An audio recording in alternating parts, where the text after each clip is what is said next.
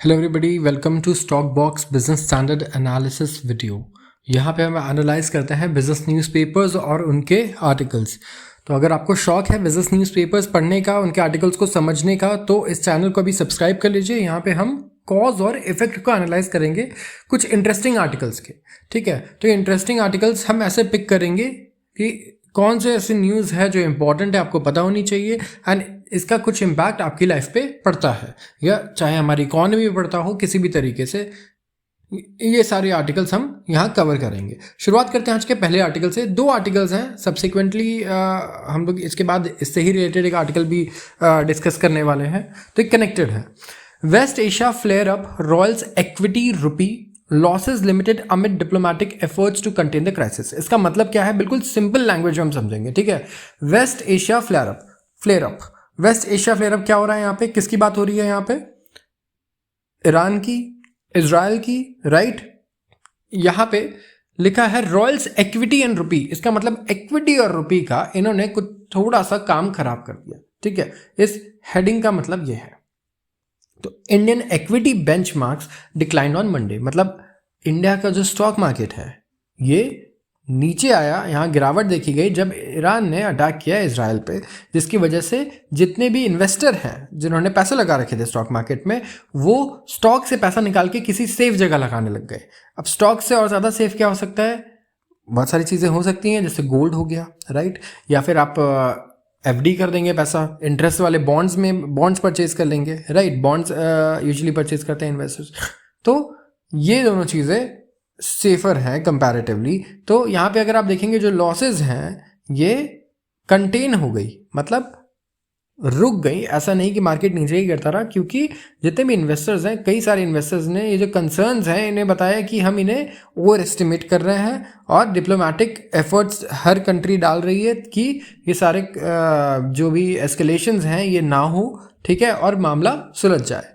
तो रुपी की अगर बात करें तो स्टॉक मार्केट हमने क्या देखा, नीचे गिरा, लेकिन संभल गया नीचे गिरकर थोड़ा, क्योंकि इन्वेस्टर्स को कॉन्फिडेंस आया कि डिप्लोमेटिक तरीके से इस कॉन्फ्लिक्ट को सॉल्व किया जा सकता है। रुपये की जब बात करते हैं, रुपया यहाँ पे डेप्रिशिएट हुआ। मतलब डेप्रिशिएट होने का मतलब क्या होता है, किसी चीज़ की ना वैल्यू कम हो जाना।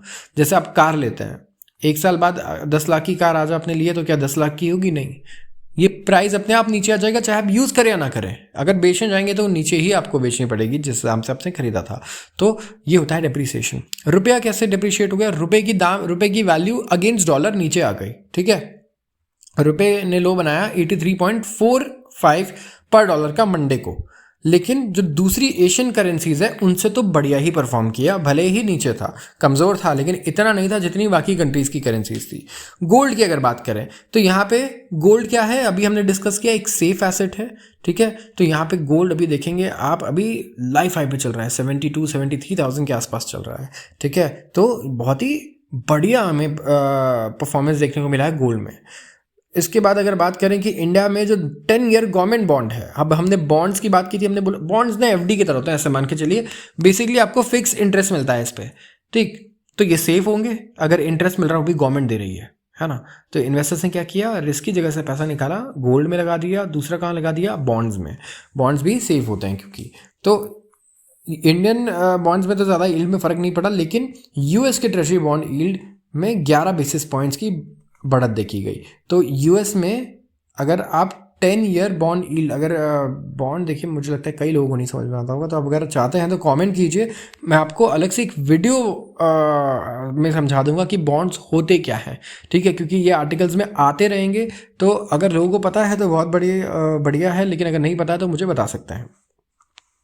तो यहाँ पे बॉन्ड यील्ड्स भी इंक्रीज हुए हैं। बॉन्ड यील्ड बेसिकली इंटरेस्ट हो गया। ठीक है, तो यहाँ 1% अगर आप देखें, सेंसेक्स गिरा है सेकेंड डे, एंड यहाँ पे निफ्टी में भी 47 पॉइंट्स की ड्रॉप हमें देखने को मिली थी। तो इंडियन स्टॉक मार्केट में गिरावट तो देखने को हमें मिला ही मिला है। अगर आप 1 डे चेंज देखिए, अब देखिए यहाँ पे एक चार्ट भी, टेबल्स बने हुए हैं। अप्रैल 15, 2024, ठीक है, Hong Kong dollar, Chinese renminbi and Indian rupee, Japanese yen and South Korean won, इन सब की परफॉर्मेंस देखिए। हांगकॉन्ग डॉलर सबसे बड़ा इसने परफॉर्म किया। ठीक है, ये तो डॉलर स्ट्रांग हो गया। चाइनीज़ रेनमिनबी ज़्यादा कोई ख़राब नहीं है। इंडियन रुपी ने भी ठीक किया। जापानीज येन ने काफ़ी ख़राब यहाँ परफॉर्मेंस दी है, ठीक है। और साउथ कोरियन वॉन ने तो और ज़्यादा बुरी परफॉर्मेंस दी है अगर आप यहाँ देखेंगे तो। इक्विटी मार्केट्स की बात करें तो सेंसेक्स और निफ्टी में अच्छी भारी गिरावट देखी गई। हांगसेंग इंडेक्स, हांगकांग का जो स्टॉक मार्केट है, वहाँ भी अच्छी गिरावट थी। यूएस फ्लैट, ज़्यादा कोई गिरावट नहीं है। और यूरोप में भी अगर आप देखें तो उल्टा पॉजिटिव चेंज था। तो स्टॉक मार्केट भी वहाँ के बहुत ज़्यादा कंसर्न नहीं थे इस चीज़ को लेके। आते हैं दूसरे आर्टिकल पे, rupee hits record low amid West Asia unrest.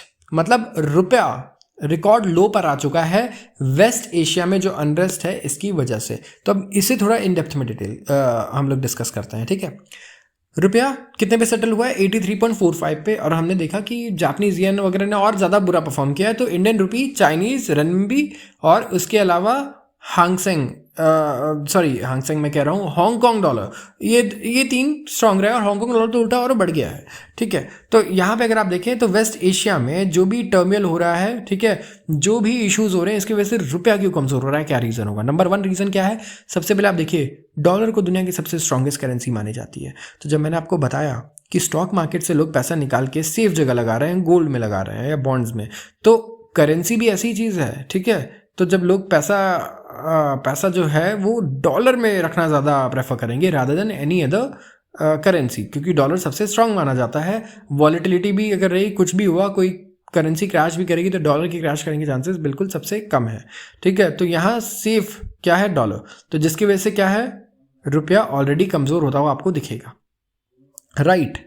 उसके अलावा आप देखिए, अगर यहाँ पे हम बात करें कि एनालिस्ट का क्या कहना है, तो इनका ये कहना है कि amidst global turmoil the Indian rupee displayed resilience.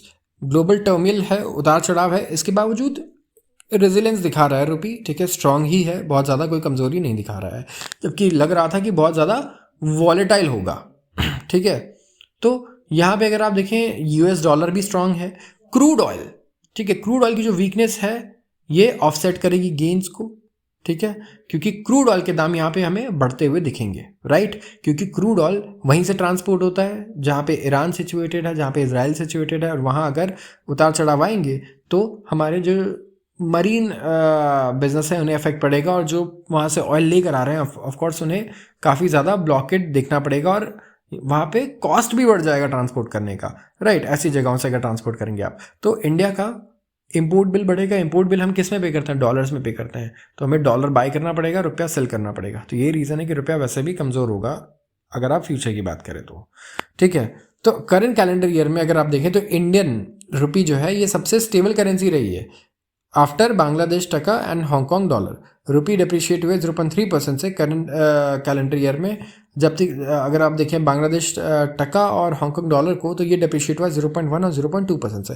तो इन दोनों के बाद सबसे स्ट्रांग हमारी रही है, ठीक है। अगर आप बात करते हैं इस कैलेंडर ईयर की, ठीक है, कैलेंडर ईयर की बात कर रहा हूँ मैं, ठीक है।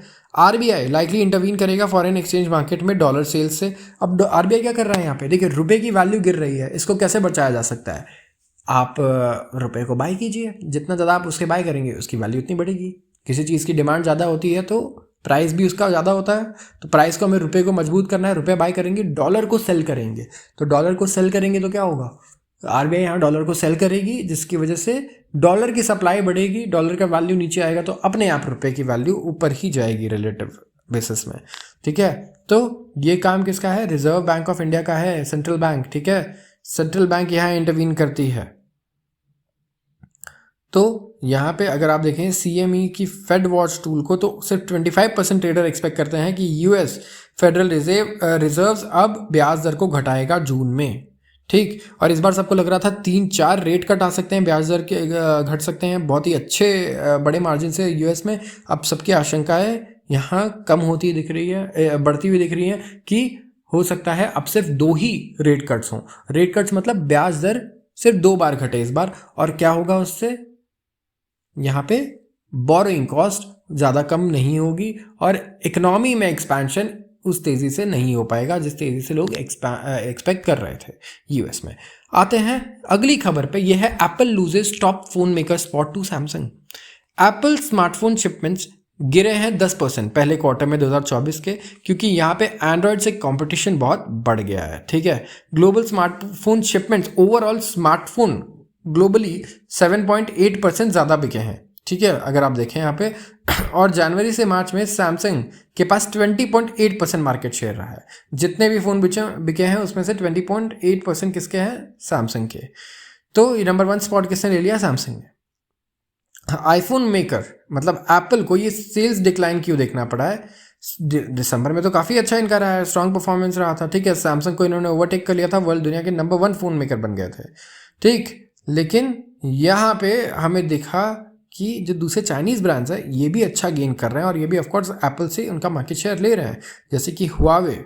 ठीक है, शाओमी, अगर शाओमी को अगर आप देखें तो इंडिया में भी काफ़ी अच्छा इनका सेल है, और चाइना का भी टॉप स्मार्टफोन मेकर है ये, और इन्होंने तीसरी पोजीशन ली with market share of 14.1% during first quarter.